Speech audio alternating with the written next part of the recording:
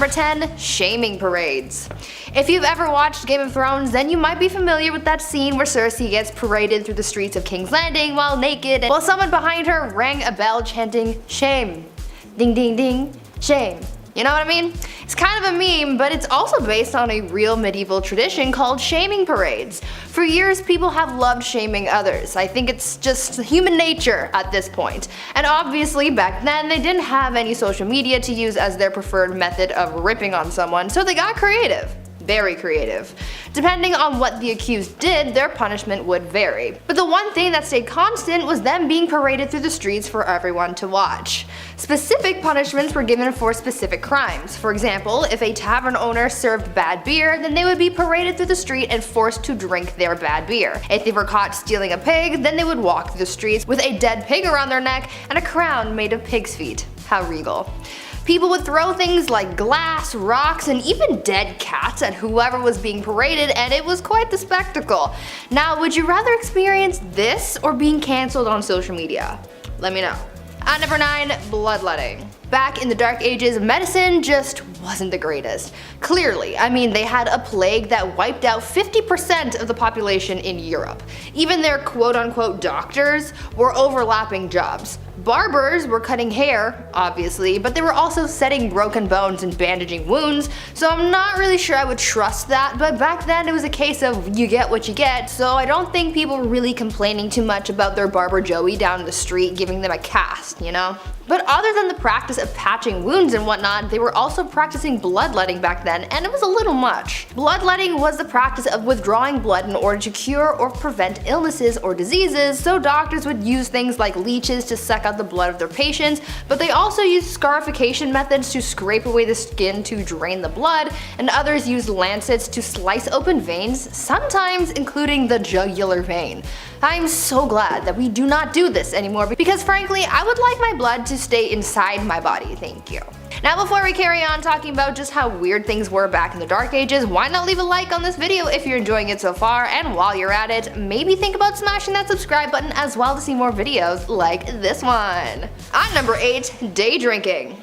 Day drinking is a thing. You know, when you're with the homies and you pour yourself a glass of sangria and take a walk around the neighborhood in the middle of the afternoon. Not saying I've ever done that. It's usually a once in a blue moon type of deal, but for people in the Dark Ages, day drinking was an everyday affair. Now, people back then weren't necessarily drinking at all hours of the day just to get plastered and stay plastered. It was actually for health reasons. You see, people tried to avoid drinking the water at all costs over fears of illness because the water just wasn't clean and wasn't safe to drink, so they turned to the next closest thing that they could drink, and that just so happened to be alcohol. Back then, it was common to drink large amounts of beer, cider, or wine, and it was common to be drunk all of the time. Thank God we can safely drink water now because I don't think anyone could handle the hangover that came with all that heavy drinking. Number 7, leech collector. I always enjoyed catching frogs growing up, that was always fun, but apparently I gotta step my game up. This is weak. A leech collector is, well, exactly what you think. Back when medicine was pretty much non-existent, sickness was just wafting throughout these old towns, just moving through towns. Like the G from the Goosebumps logo, just haunting towns, moving through. Scariest intro ever, eh? So the solution back in the day was the classic, oh, if you feel sick, maybe try bleeding for a bit, see if that helps. Yeah, they would use horses' legs to lure out these leeches, but most of the time these leech collectors would have to get in and get dirty and just grab them themselves. They would have to swim around and touch as many things as possible. They would make contact with as many leeches as possible. How gross is that? That was the best way to collect them, really. I would have fainted so often, that is horrible. The loss of blood here was obviously so intense, so it was a, horrible job to have. And on top of that, you gotta look out for the same reason they need leeches in the first place. Disease. Yeah, that's still out there. Leech collectors were so common throughout the 18th century that leeches basically were extinct at that point. We almost lost leeches. So close. At number 6, cemetery fun. What types of things do you guys like to do for fun? Do you play video games, or read, or maybe you watch Netflix, or YouTube? And where do you like to go for fun? Maybe the mall or to your friend's house? Well, if you lived in the Dark Ages in Europe, you would go to the place that everyone goes for fun, the cemetery. Yep, you're gonna go kiki it up with the corpses, and unfortunately they're not corpse husband, although corpse, if you're watching, hit me up. Thank you. Anyways, back in the Dark Ages, the cemetery was the place to be. It was considered to be the social hub of the community. Back then, people held theater performances, elections, trials, and even set up businesses in the cemetery because the graveyard shops were exempt from taxes. There was quite a lot going on in the cemetery, but it was almost the equivalent of going to the mall. But I want you guys to tell me if you would ever be like the people in the Dark Ages and just go to the cemetery for fun. At number 5, weddings. Marriage and weddings back in the Dark Ages were very different than they are today. Back then, because the average life expectancy was so low, people started getting married and having kids very young. Usually, girls would be married off as soon as they hit puberty, around the age of 12, and these marriages were not for love. Arranged marriages were the norm back then because it was mostly used to join families for status or for alliances. Marriage ceremonies were also very different back then. Because marriages just weren't as big of a deal back then as they are today, it didn't matter where you got married or how soon. Most people didn't need permission to get married, so they could hold the ceremony anywhere. Marriage ceremonies were held in places like pubs, in the middle of the street, or even in bed. Because of this, it made it really hard to know who was really married and to whom until the 12th century, when it was declared a holy sacrament that must be observed by God. To make things even weirder, the consummation of marriage was also pretty odd because it wasn't a private affair. The act of bedding wasn't seen as an intimate moment between the couple, but rather an investment in the union, so it was observed by witnesses. I am certainly glad things have changed. At number 4, the king's evil. Being a king or queen in the Dark Ages might seem like a pretty cool job, but I don't really think it was. With the rivalries these people had, they were at risk of being assassinated in one way or another, they had to worry about their bloodlines, and of course, the thing that everyone had to deal with, illness. Some kings, to help out their people, were tasked with healing an illness called the king's evil, and you're probably wondering, well, these kings weren't doctors, how did they cure illness? And to that, I say, well, they touched it, of course. This whole thing started in the 11th century when Edward the Confessor became known for touching a person suffering from scrofula, aka the king's evil, and they cured them. People thought that this was a miracle, and so for hundreds of years after that, English and French monarchs were tasked with touching the sick to cure them of this illness because the monarchs were believed to be an incarnation of the divine. Number 3, toshers. Toss a coin to your tosher. Here we go. This was one of the worst jobs back in the day, and it wasn't even a legal job. Shh, don't tell. If you don't any toshers, keep their secret, you know? Early 19th century London, I know, a little more modern here, but definitely worth a mention. These toshers would spend all their time in sewers below London trying to find coins or valuables that have been just accidentally washed away. Yeah, they would just search for scrap metals, anything really that nobody else wants to go down and claim. Or reclaim, rather. It was worth the plunge as well. A lot of these folks would make around $20,000 a year. Just gotta do this a lot, and you're good. At number 2, judging tears. In modern times, somehow we've come up with this idea that only girls are allowed to cry. I think that's pretty BS, and it's healthy for everyone to express their emotions, and funnily enough, they believed the same thing back in the Dark Ages. Back then, everyone was expected to cry freely, but the strange part of all this is the fact that people judged how others cried. Their tears would be judged on quantity, duration of crying, and frequency as well. They took their tears pretty seriously. Obviously, when someone was crying because of some kind of loss, it was pretty much nothing, but if they saw someone else crying for a different or unexplained reason, this was believed to have been a different kind of tears called the gift of tears. They believed that this was a sign that someone was thinking of Jesus and his suffering, and that they were so overcome with emotion that they were moved to tears, and this was also considered a gift from God. As long as someone's crying wasn't too loud, they didn't cry too much, and it didn't disturb anyone, especially during a church service, they were just considered particularly devout. And finally, at number 1, pee readings. This Dark Age tradition is probably one of the strangest ones I have ever heard, and you might come to think the same thing. In medieval England, people were known to get diagnosed based on their pee. Back then, they believed that the consistency, color, and taste of someone's pee could diagnose someone's ailments. They took this method of diagnosis so seriously that they published books for the wealthy so that they could do the practice at home, and these books included illustrations and color charts so that they could judge their own pee. According to their text, if your pee was white, then it was the ideal color and that meant everything was working properly. If it was wine colored like blue or black, then that meant that something was very wrong. And if it was green, then you were basically on your last leg and you should probably get your will in order. Now, I'm not sure how accurate these readings actually were since medicine was basically non-existent back then, but they tried their best with what they had, I guess. However, I'm pretty sure you don't need a book to tell you that your wine-colored pee is a bad thing. At number 10, fashion. Back in the Dark Ages, fashion and high-quality clothing were a symbol of status in society. For the elite, it was their way of displaying their wealth and high status over the poorer population. Because this meant so much to them, obviously they had to go above and beyond with their looks, and oh boy, did they take things to a whole new level. Everything was super exaggerated. For women, they just wore the finest dresses, but for men, that's where things got spicy. Male fashion was quite something. They would often wear dangerously short tunics with tights and belts to really snatch their waists, followed by the codpiece to really accentuate things down under, you know? But their shoes! Don't even get me started on their shoes. They wore some seriously pointy shoes, and to them, the longer and pointier, the better.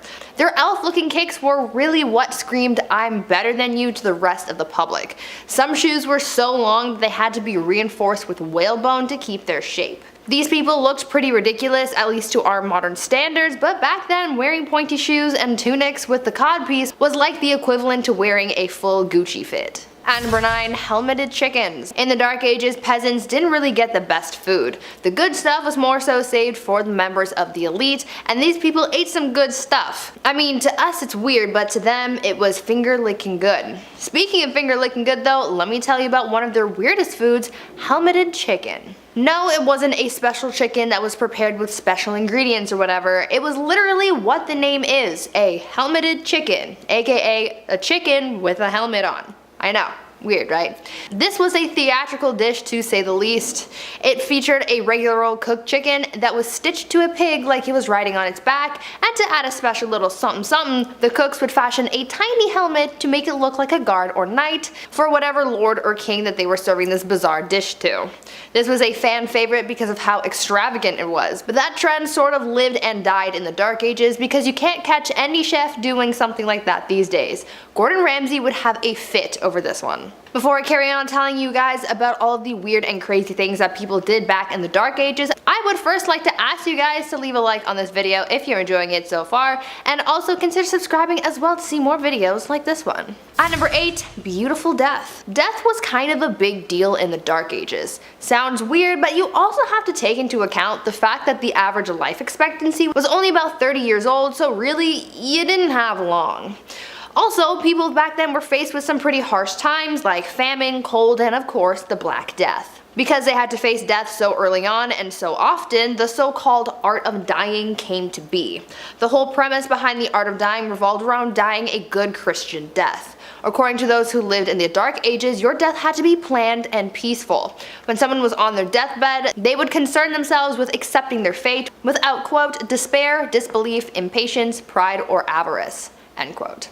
This art of dying thing was very popular amongst priests, and this actually led to a lot of painters at the time depicting people in holy professions as submissive to death and what was to come for them. At number 7, no pleasure. The Dark Ages were heavily immersed in religion. In medieval Europe, they took Christianity very seriously and people followed the church very closely. The mission of people back then was to live a good Christian life and to not commit any sins, but one of those sins was a little unfortunate when you look back on it.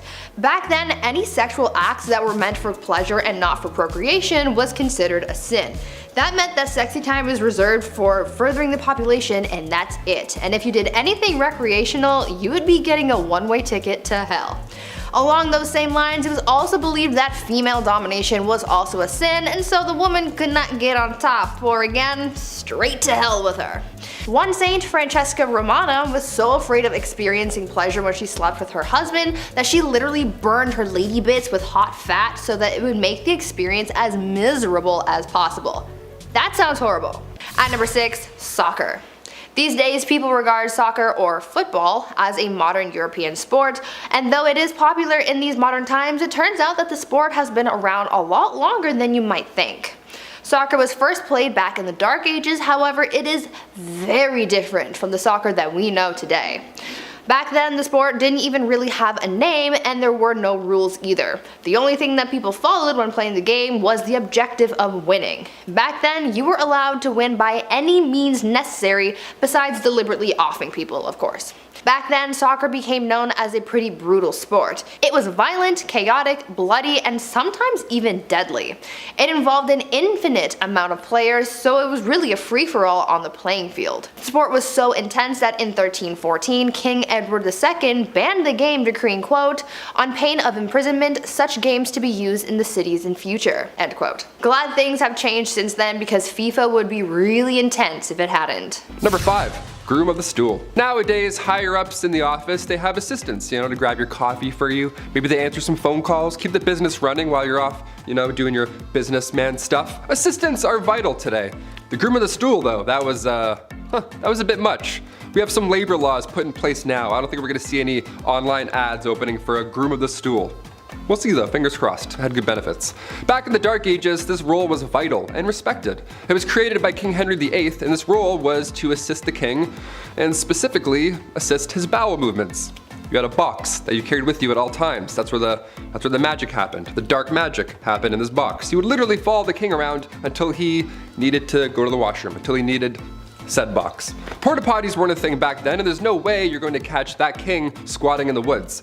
In fact, you wouldn't even catch that king wiping his own behind. That chore was also reserved for the Groom of the Stool. Yeah, lucky you, right? In this stool, you would have water, towels, a wash bowl. The whole setup would be in there. You're probably thinking, Taylor, which poor soul had to be stuck with this role? A prisoner? Somebody who lost their sense of smell, hopefully? No, only sons of noblemen could take on this role, and in doing so, they also gain access to every room in the castle, tons of clothes, any bedchamber furnishings, you name it. And of course, a high pay. Always helps. Thank God. That's maybe the worst job in history. Maybe. We're almost there, you'll see. At number 4, Jesters. You would think that being a court jester in the Dark Ages would have been a pretty bleak job, but you would actually be wrong. I mean, yeah, they looked funny with their outfits and hats modeled after the ears of a donkey, but jesters actually held a lot of power in court, making their job a pretty good one compared to other common folk. The court jester's job was to make people laugh by doing tricks, stunts, and telling jokes. Sometimes a jester would poke fun at the king or lord that they served, or would make comments about a kingdom's politics, and for a lot of people, saying these types of things would give them a one-way ticket to the gallows, but not the jester. Because of their profession, by royal decree, anything that they said was taken as a jest or a joke, so no one could get mad or offended at what the jester said or comments on. Basically, the jester was the one person in the court who was immune from medieval cancel culture. They could offend anyone they wanted to, and no one could stop them. At number 3, toothworms. If you're one of those people who really hate going to the dentist, just be glad that you didn't have to go to the dentist during the Dark Ages, because that was an absolute nightmare and a half. Not only do they not have any proper medication or anesthetics, but you could also get the worst diagnosis your dentist could ever give you, and that was a diagnosis of an infection of toothworms. They believed that people could be infected with toothworms that caused a tooth to decay, and that pits and holes in the tooth were home to a worm that looked like a tiny eel. What's worse than the diagnosis, however, is the removal process. They didn't want to pull out the tooth that was supposedly infected with these tiny worms, so instead they used a more holistic approach. A method that they would use to rid the worm would be to take a candle made out of sheep's fat and various seeds, and then they would hold it as close to the tooth as possible so that the worm would run from the heat and fall into a little dish of water that was being held beneath the patient's mouth. That sounds like a horrible trip to the dentist, that's for sure. At number 2, divorce by combat. Back in the Dark Ages, if you wanted a divorce, you had to be willing to fight for it. Literally. In medieval Germany, couples would take to the ring to settle their disputes, and it was quite the showdown. Trial by combat was the common way of settling arguments back then, but when a husband and wife were fighting, things were a little more interesting than just having an all-out brawl. During these divorce by combat proceedings, the husband had to stand in a hole with his hands behind his back, while the wife ran around in a circle with a bag full of rocks. I don't really see how this settled anything, but who am I to question the methods of the Dark Ages? And finally, at number 1, Animal Court. I think that one of the weirdest things about life in the Middle Ages was their legal cases. As I just told you, their divorce proceedings were literally a trial by combat. They also found bizarre ways of trying someone if they were accused of witchcraft as well, and that was pretty dark, but the strangest court battles involved animals. Yes, animals were sometimes put on trial back in the Dark Ages. All animals from livestock to pets and even insects were not safe from the law, and they would be put on trial if they were suspected of breaking the law. According to records from the Dark Ages, at least 85 animals were put on trial for a number of reasons. Pigs were the ones who were put on trial most often for chewing off people's body parts and even eating children. In 1474, a rooster was put on trial and found guilty of the unnatural crime of laying an egg, and even unwanted rats were put on trial and received strongly worded letters demanding that they leave the premises. The most bizarre case though involved a donkey who went through a legal trial and actually won. This donkey became the victim of unwanted advances, but was deemed innocent because someone declared her to be, quote, virtuous and well-behaved animal, end quote. These people had way too much time on their hands. Kicking off the list at number 10, an arming squire. Being a knight. Okay, obviously this sounds cool on paper. They have the sword, they have the horse, the flowing lady, the gal on the back of said horse. They're saving the damsel in distress or something, right? Sometimes they lose a hand like Jaime Lannister, but that's just what being a knight is all about, right? Also, spoiler alert, if you haven't seen Game of Thrones 9 years ago. It wasn't always a fairy tale epic being a knight. First of all, this process starts when you're 7 years old as well. So you would be given to a noble to learn for 7 years, and then at age 14, you became a squire. Ah yes, a noble squire. We've heard this term before. What do they do? Well, it's a knight's intern. Yeah, not an ideal job to have when you're young, but it's a job nonetheless. Also, you had no choice, so you had to do it. Welcome to the Middle Ages. Arming squires, they had a lot of responsibility. Arming squires would repair a knight's armor while they were still wearing it. Yeah, how fun is that? Oh, which buckle was it? Ah, yes, that one.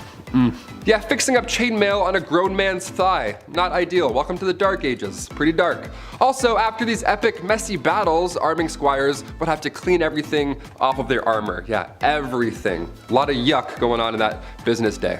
This was long before Dawn soap was also a thing, so they had to clean with urine. Yeah, gross. So gross. It gets worse and worse. Welcome to the Dark Ages. Number 9, plague bearer. Yep, this one's as awful as it sounds. The title of this one really gives it away. The hot summer of July 1665. What to do with all of these poor souls who have been hit by the plague in the Dark Ages? Where do we put them? What do we do? You can't just hide them all in the catacombs this time around. So now what? Well, a plague bearer, he's got your back. Church wardens would organize burials, right? This was a normal thing even back in the Dark Ages in the 1600s, but when the plague hit, they had to change things up a little bit. If somebody had the plague, these guys would be responsible for transporting them far away and then burying them. A church would house these plagued souls away from society. How grim is that? But it's probably a great call, all things considered. Poor guy. Number 8, a knight. When we think of the knights in, the Dark Ages and stuff, we often forget about the silly royal duties that one had to attend to. Yeah, you thought jury duty sucked. Oh boy. Beastly justice. You ever heard of this? If not, buckle in. Beastly justice was when animals had to go to court. Yeah, they were put on trial as well as humans. It's wild to look back at a knight and all the things they had to do for their kings and queens, but the fact they also had to wake up early and attend court like a noble, royal court where a wild animal was now taking the stand. What a joke. I'd be like, really? Do I have to be here? I woke up at 4:30. What's going on? Yeah, this would happen after an animal runs through town. It would attack people, being confused and being an animal and all, but the townsfolk would actually believe that the devil was somehow involved in this whole ordeal. These animals worked for Big Red himself, right? How weird is that? In 1457, villagers in France had to deal with 6 pigs who ran wild and attacked locals. They did a lot of damage apparently, but instead of just, setting the animals free or putting them down or whatever, they just took them to court. A real court, a real trial. There was a judge, a couple prosecutors, 8 witnesses, a defense attorney for the pigs, which I gotta say that we gotta do a list on that. That's a terrible job. That's one of the worst jobs ever, I lightly introduced here. These pigs were then hung from a gallows tree. It was so horrible. The Dark Ages. Dark, right? A knight had to formally hang pigs after a trial was concluded. Yeah, being a knight sucked. At number 7, Feast of Fools. One of the more lively aspects of the Dark Ages was the many festivals and holidays that were celebrated. Though most of the population worked grueling hours for days on end, they often got breaks to hold celebrations. Most holidays and celebrations that were held were religious, but others were just silly and were designed for people to have fun, like the Feast of Fools, for example. The Feast of Fools was held in early January and was inspired by the pagan festival of Saturnalia. This was a pretty interesting festival because it involved swapping the highest respected officials with serving maids, and they became masters and were crowned kings of misrule. This festival first started as something confined to the church, but soon it became a bigger affair with parades, comic performances, music, costumes, and even drag. These people really liked their festivals. Another pretty weird festival that they held was the Festival of the Ass, where a young girl carrying a child would ride on the back of a donkey into a church, and during the service, instead of saying amen, they would say hee-haw like a donkey. I know, bizarre, right? Number 6. Jesters. The earliest accounts of the fool go back to the 11th century, so pretty OG. These fools were hired to liven up the party, dance and be silly, wear pajamas. Most of you have an image of a jester in your head, jumping around on tables, telling jokes. That's actually pretty accurate. Yeah, it was pretty fun. It was one of the best jobs to have, obviously. This title of a minstrel, or a fool rather, it was an honor to have. The fool's payment also was no funny business. That was good stuff. Roland Le Petier, he was like a major jester back in the day. This guy got 30 acres of land from King Henry II. Just here you go. Just show up and fart and be funny. Have all this land. That's like a kingdom. You have a kingdom because you're funny and you're silly. He would whistle, jump around, and literally fart on people. On Christmas Day, this guy would come over and just ruin your entire breakfast and just be like, yeah, I have all this land. And then he would take off. Crazy. You just ruined Christmas, sir. Stop farting on my food and family. Thank you. I would never want to be a jester. They had to also go into battle and spread bad news too. It was fun and silly, but they were also royal. They had to do lousy stuff too. At number 5, an eye for an eye. When it came to the legal process in medieval Europe, things weren't always fair. I mean, they tried women for being witches and prosecuted animals for various crimes. Their punishments were sometimes swift and just, and other times they weren't. People back then believed that when found guilty of a crime, there were worse punishments than losing a hand or something. As I mentioned a little earlier, they were quite fond of public humiliation, but they also believed in issuing fines and even kicking someone out of the community altogether. If someone was found guilty of a violent crime, then they would be subjected to punishment that would cause them pain as well, but not to teach them a lesson, but rather to brandish them so that they would be recognized as a person in the community who did that one thing to that one person, Since these people were very religious, they also had to make up with God for whatever crime they committed as well, so usually that would involve fasting, and then it would be up to Sky Daddy to determine if further punishment was needed. Number 4. Divorce lawyers. If you've seen Game of Thrones, you've heard of trial by combat. That was the norm back in the day, you fight for your freedom, that's great. But what about divorce by combat? What in the Mr. and Mrs. Smith is happening? Was this real? I can't believe this. If you and your significant other weren't getting along in the Dark Ages, instead of, dishing out thousands on couples therapy and signing all that paperwork and getting it done with and going your separate ways, no, instead they would battle each other, like combat. It was an organized event too. It had restrictions in place for the husband. It's pretty hilarious to think back on. The husband would have to stand in a hole with one hand tied behind his back, while the wife ran circles around this hole with a sack full of rocks. A sack full of rocks, how intense is that? That's why you don't cheat in the Dark Ages, Lancelot, okay? Just take the barn, take the horse, take it all, I quit. Get me out of this hole, untie me. At number 3, unicorns and Jesus. The thing about the Dark Ages is that it was full of superstition and mythology. Within this period of time, there was a lot of confusion when it came to religion, as paganism and the rise of Christianity were both hot topics. Many times, superstitions and mythology from paganism made its way into the religious beliefs of Christians, and things were known to get a little weird. Take, for example, the unicorn and how it was incorporated into the Christian beliefs of the Dark Ages. It is believed that a mistranslation of what is thought to have been an ox is what brought unicorns into Christianity. Because of this mistranslation, the Bible likened Jesus to a unicorn. Since it was in religious texts, people in the Dark Ages sort of just ran with it, and so they started incorporating the unicorn into many religious artworks. To further this whole unicorn thing, they made up a superstition that only innocent maidens were allowed to touch unicorns, and they even used the unicorn to come up with a rather uncomfortable allegory of Christ entering Mary's womb. This unicorn thing was also fueled by the Vikings at one point, as during the medieval age, Vikings were known to con people into buying narwhal tusks marketed as real unicorn horns. Number 2. Dentist, doctor, surgeon, spy. Dentists were not a thing in the Middle Ages, you know. Dr. Downer didn't politely tell you to floss more and then shake your hands while you're watching a show getting a cleaning. No, it wasn't like that at all. They did have a barber. They had one guy, he did it all, a barber from the Dark Ages. Yeah, this appointment is gonna suck, my friends. Cavity, toothache, maybe you accidentally bit a rock, chipped a molar. They would only pull these teeth, that was the only solution.